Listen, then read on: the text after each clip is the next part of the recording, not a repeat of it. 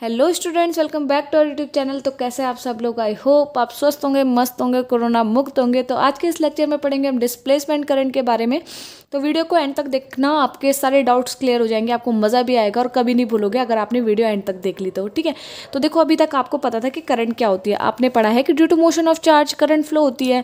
Means electron या फिर charge अगर इस साइड को मूव कर रहे हैं तो करंट उसके ठीक अपोजिट डायरेक्शन में मूव करती है।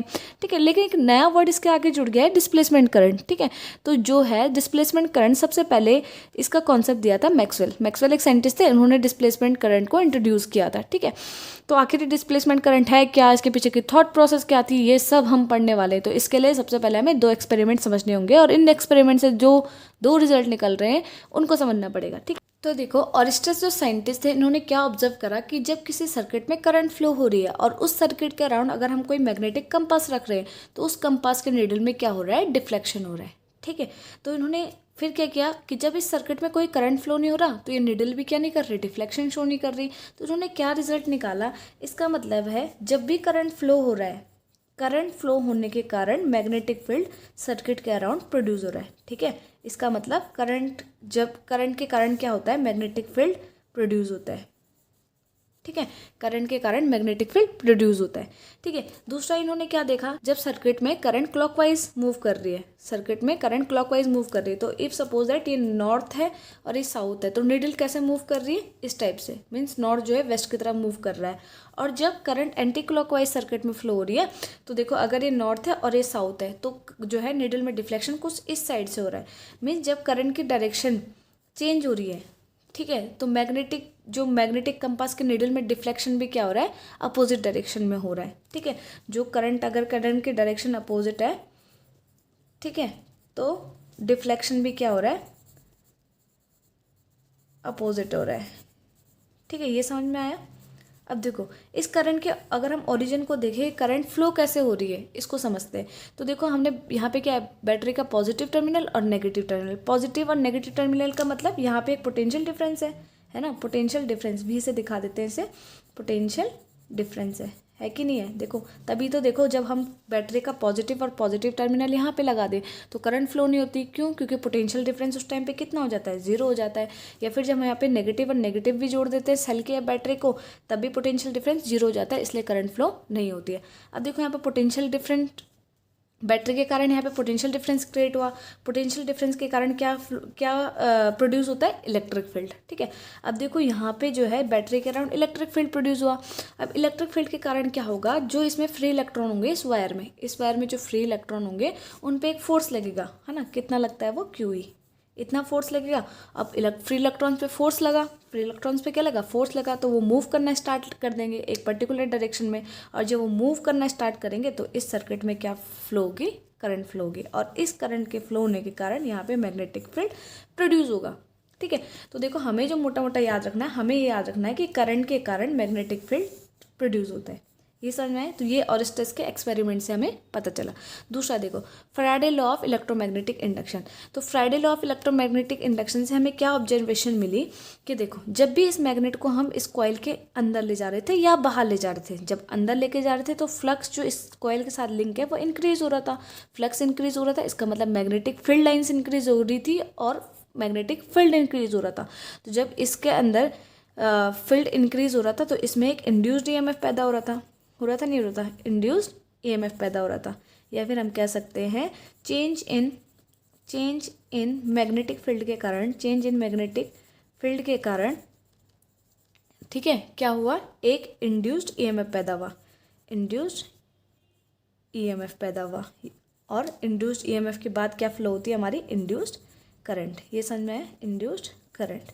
ठीक है, अब देखो यहाँ पे इंड्यूस्ड EMF पैदा हुआ है, या फिर हम इसको बोलते हैं इंड्यूस्ड वोल्टेज पैदा होने के कारण क्या हुआ, इंड्यूस्ड जो है इलेक्ट्रिक फील्ड यहाँ पे प्रोड्यूस हुआ।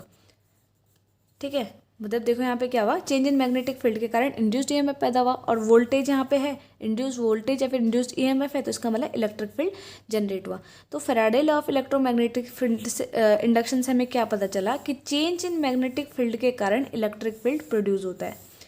ठीक है, यहाँ से हमें क्या पता चला, Faraday law of electromagnetic induction से, कि चेंज इन मैग्नेटिक फील्ड से इलेक्ट्रिक फील्ड प्रोड्यूस हो रहा है। तो अब हमारे पास देखो मैक्सवेल ने क्या सोचा, ठीक है। मैक्सवेल ने इसके ठीक अपोजिट सोचा। मैक्सवेल ने सोचा कि देखो, क्या इलेक्ट्रिक फील्ड चेंज होने के कारण मैग्नेटिक फील्ड प्रोड्यूस हो सकता है? उन्होंने इसका अपोजिट सोचा। ठीक है, देखो रिजल्ट हमें क्या मिला था कि चेंज इन मैग्नेटिक फील्ड के कारण इलेक्ट्रिक फील्ड प्रोड्यूस हो रहा है। तो उन्होंने क्या सोचा कि क्या चेंज इन इलेक्ट्रिक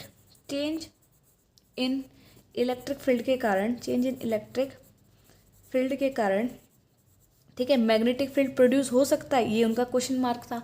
अब देखो यहाँ पे उन्होंने क्या देखा कि चेंज इन मैग्नेटिक फील्ड के कारण इंड्यूस करंट पैदा हो रही है, या फिर हम कह सकते हैं चेंज इन मैग्नेटिक फील्ड के कारण करंट पैदा हो रही है। तो उन्होंने सोचा कि क्या चेंज इन इलेक्ट्रिक फील्ड के कारण भी कोई करंट पैदा हो सकती है, ये उनका थॉट प्रोसेस था। अब देखो यहाँ पे उन्होंने फिर एक एक्सपेरिमेंट को रीड किया। किस एक्सपेरिमेंट को? चार्जिंग ऑफ कैपेसिटर को। अब देखो उन्होंने चार्जिंग ऑफ कैपेसिटर को रीड किया, तो जब देखो ये की ओपन है तो यहाँ पे जो है कोई करंट फ्लो नहीं होगी, है ना, कोई भी करंट फ्लो नहीं होगी, कैपेसिटर कंप्लीटली डिस्चार्ज है। तो देखो जैसी की क्लोज होगी तो क्या हो गया, इस प्लेट पे पॉजिटिव चार्ज आना स्टार्ट हो जाएगा। क्यों? क्योंकि जो इस प्लेट के इलेक्ट्रॉन है वो पॉजिटिव टर्मिनल की तरह अट्रैक्ट होंगे। ठीक है, इलेक्ट्रॉन यहाँ से अपना प्लेस छोड़ेंगे तो यहाँ पे एक पॉजिटिव चार्ज आ जाएगा। ठीक है, तो इस तरीके से इस प्लेट पर नेगेटिव चार्ज आना स्टार्ट हो जाएगा। अब उन्होंने क्या देखा, देखो इलेक्ट्रॉन मूव कर रहे हैं इस डायरेक्शन में, तो करंट किस डायरेक्शन में फ्लो होगी? इस डायरेक्शन में। ठीक है, और अब देखो यहाँ से भी करंट निकलेगी इस डायरेक्शन में। ठीक है, मीन्स करंट यहाँ से आ रही है, फिर पॉजिटिव यहाँ से जा रही है, फिर यहाँ से वापस आ रही है। अब देखो उन्होंने यहाँ पे क्या ऑब्जर्व करा, उन्होंने यहाँ पे किरचॉफ लॉ अप्लाई किया, किरचॉफ्स लॉ। ठीक है, और दूसरा उन्होंने यहाँ पे देखा एम्पेयर सर्किटल्स लॉ। ठीक है, तो किरचॉफ लॉ क्या बोलता था कि जितनी भी इनकमिंग करंट होती है, इनकमिंग करंट एट जंक्शन, है ना, incoming current is equal to क्या होती है? Outgoing current. ठीक है, ये आपने पढ़ा है ना कि अगर किसी पॉइंट पे इनकमिंग करंट, जितनी इनकमिंग करंट होती है उतनी क्या होती है, वहाँ से आउटगोइंग करंट होती है। मीन्स इनकमिंग करंट का सम इज इक्वल टू होता है आउटगोइंग करंट का सम। ये हमने पढ़ा था ना।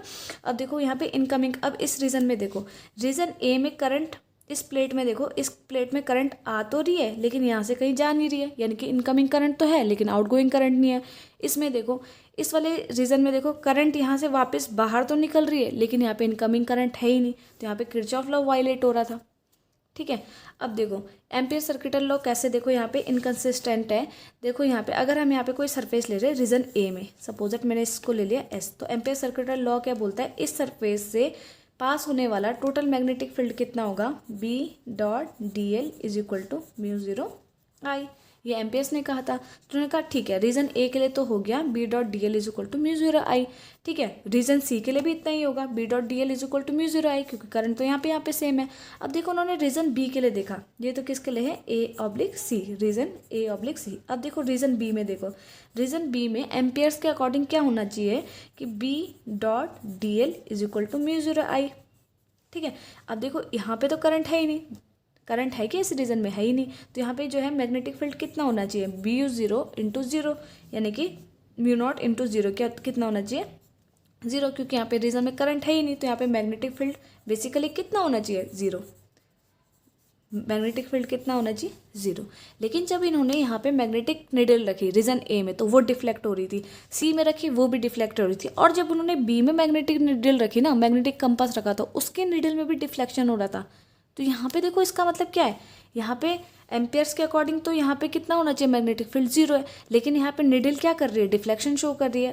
ठीक है, डिफ्लेक्शन क्या कर रही है? शो कर रही है। ठीक है, और उन्होंने एक और चीज़ देखी कि जितना रीजन ए में, रीजन ए था, रीजन बी था और रीजन सी था, रीजन ए में जिस डायरेक्शन में निडल डिफ्लेक्ट कर रही है उसी डायरेक्शन में बी में भी डिफ्लेक्ट कर रही है और उसी डायरेक्शन में सी में भी मैग्नेटिक निडल डिफ्लेक्ट कर रही है। ठीक है, दूसरा उन्होंने देखा कि जितना डिफ्लेक्शन जो है रीजन ए में हो रहा है उतना ही डिफ्लेक्शन रीजन बी में भी हो रहा है, उतना ही डिफ्लेक्शन रीजन सी में भी हो रहा है। ठीक है, मतलब दो चीज़ें देखी कि जो डिफ्लेक्शन की डायरेक्शन है वो ए में भी सेम है, बी में भी सेम है और सी में भी सेम है, और जो डिफ्लेक्शन है वो ए में भी उतना ही है, बी में भी उतना ही है और सी में भी उतना ही है। तो यहाँ पे कॉन्सेप्ट हिल गया। एक तो यहाँ पे magnetic ampere circuital law fail हो रहा था और दूसरा किरचॉफ लॉ भी यहाँ पे फेल हो रहा था। अब देखो यहाँ पे मैग्नेटिक नीडल ने डिफ्लेक्शन शो किया, इसका मतलब यहाँ पे मैग्नेटिक फील्ड तो है, लेकिन मैग्नेटिक फील्ड है, लेकिन हमने तो अभी तक क्या पता था कि करंट के कारण मैग्नेटिक फील्ड प्रोड्यूस होता है, लेकिन यहाँ पे तो करंट ही नहीं है, तो मैग्नेटिक फील्ड कैसे आ रहा है, ये बिगेस्ट क्वेश्चन था। ठीक है, जो उनके दिमाग में आई कि यहाँ पे तो करंट है नहीं, तो मैग्नेटिक फील्ड कैसे प्रोड्यूस हो गया। ठीक है, तो उन्होंने क्या ऑब्जर्व करा, उन्होंने क्या रिजल्ट निकाला कि देखो जब ये कैपेसिटर जब चार्ज हो रहा था, तो यहाँ पे देखो क्या हो रहा था, जब एक बार यहाँ पे पॉजिटिव चार्ज आया, नेगेटिव चार्ज आया, तो यहाँ पे इलेक्ट्रिक फील्ड डेवलप हुआ। फिर देखो यहाँ पे पॉजिटिव चार्ज आया, फिर नेगेटिव चार्ज आए, फिर यहाँ पे इलेक्ट्रिक फील्ड डेवलप हो रहा है।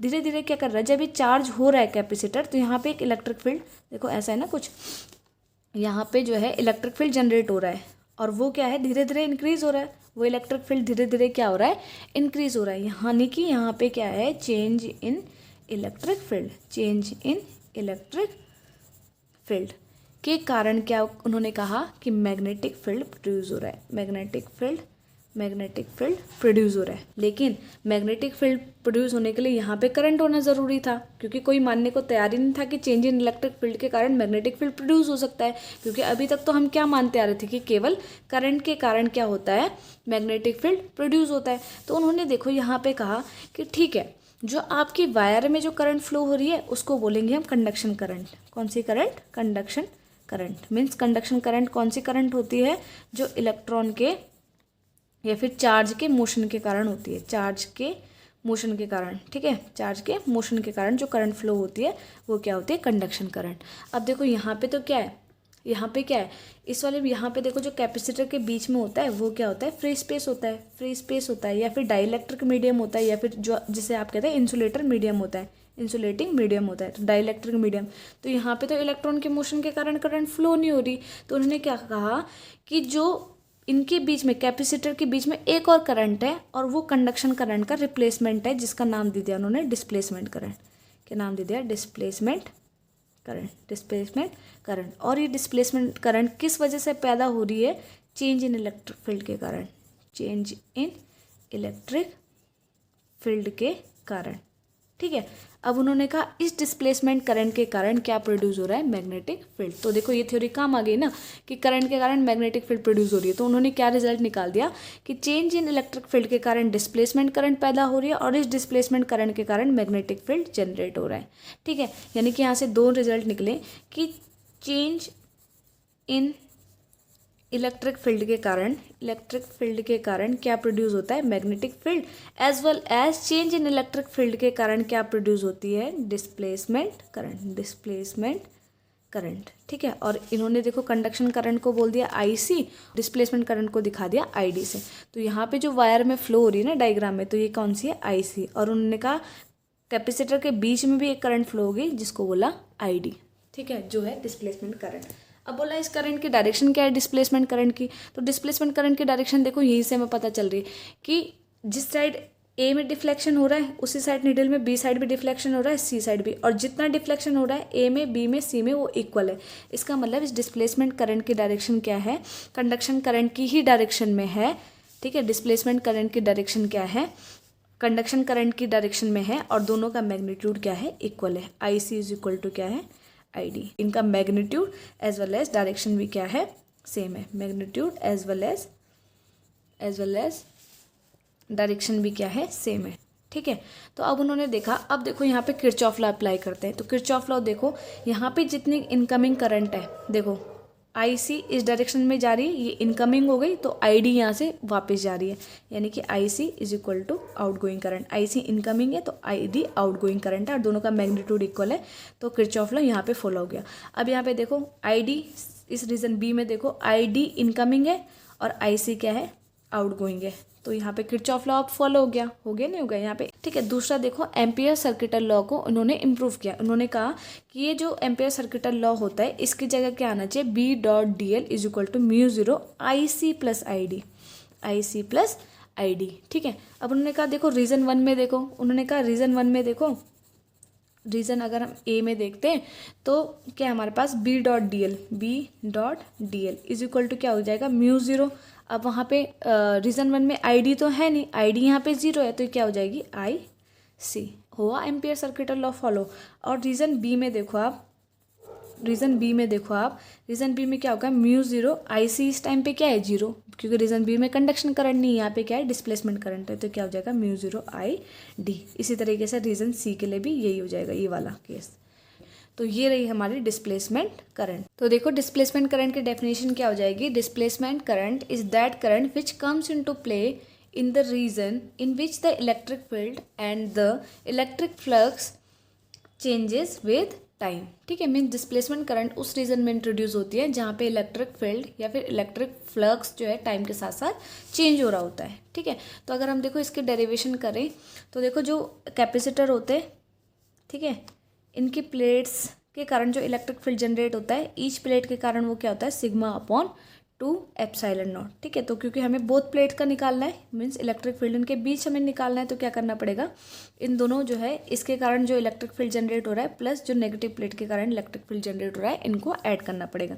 तो जो टोटल इलेक्ट्रिक फील्ड जनरेट हो रहा है वो क्या आ जाएगा, सिग्मा अपॉन एप्सिलॉन नॉट। और सिग्मा यहाँ पे क्या है, surface charge density. Sigma is equal to क्या होता है, क्यू बाई ए होता है, तो यहाँ पे रखेंगे हम, तो U is equal to Q by A epsilon not. ठीक है, since sigma is equal to Q by A. ठीक है, अब देखो यहाँ पे क्योंकि जो है लगातार इलेक्ट्रिक फील्ड चेंज हो रहा है, यानी कि इलेक्ट्रिक फ्लक्स चेंज हो रहा है, तो फ्लक्स का फॉर्मूला क्या होता है, ई डॉट ए।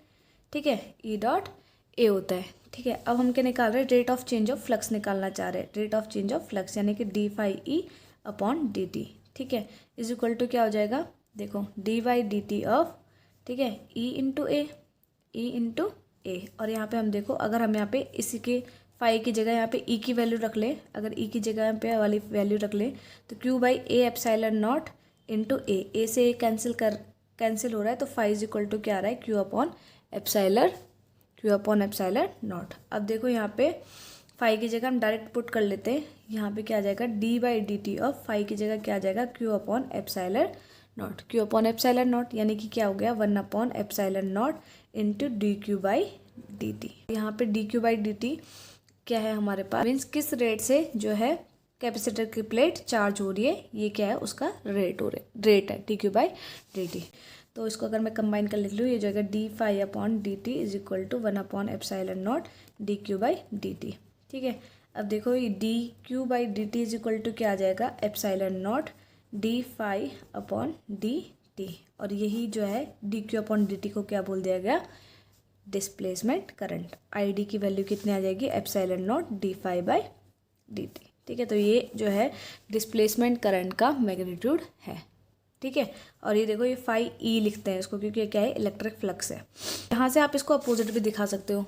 तो कई बुक्स में आपको ये भी कहा गया है कि आई डी को सीधा सीधा उन्होंने बोल दिया कि आई डी का जो मैग्नीट्यूड होता है वो कितना होता है, epsilon naught d phi E upon d t. ठीक है, और फिर देखो I D is equal to क्या हो जाएगा, एप्सिलॉन नॉट, फ्लक्स की वैल्यू क्या होती है, q by epsilon naught, Gauss law से क्यू बाई एप्सिलॉन नॉट। ठीक है, तो यहाँ पे क्या हो जाएगा, I D is equal to epsilon naught constant तो आगे आ जाएगा, और ये क्या हो जाएगा, D q by d t. और यहाँ पे से एप्सिलॉन नॉट कैंसिल हो जाएगा, तो I D is equal to d q by d t क्या है, कंडक्शन करंट। तो इस तरीके से भी दिखाते हैं कि आई डी और आई सी क्या होते हैं, इक्वल होते हैं। ठीक है, दोनों एक ही चीज़ है, आप चाहे इधर से प्रोसीड करना चाहे और इधर से प्रोसीड करना चाहे, आपकी मर्जी। ठीक है, आई होप स्टूडेंट आपको इस वीडियो ने हेल्प किया होगा। तो अगर आपको ये वीडियो अच्छी लगी तो प्लीज़ वीडियो को लाइक और चैनल को सब्सक्राइब करना मत भूलिएगा। Thank you so much, bye bye.